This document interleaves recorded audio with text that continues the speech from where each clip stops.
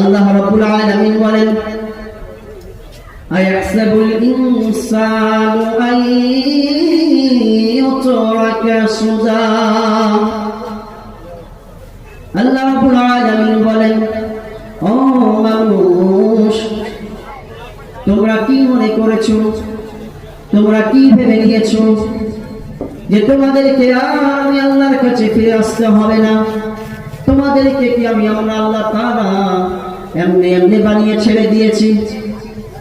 আল্লাহ তাআলা বলেন, এই দুনিয়ার বুকে যা কিছু রয়েছে কোনো কিছুকে আমি আল্লাহ তাআলা এমনি এমনি বানিয়ে ছেড়ে দেই নাই।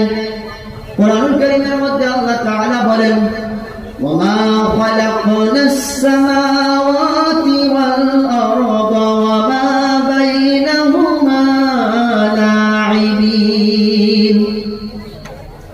আল্লাহ তাআলা বলেন, এই আসমান আর জমিন, আসমান আর জমিনের মাঝখানে যা কিছু রয়েছে সব কিছুকে আমি আল্লাহ তাআলা তৈরি করেছি।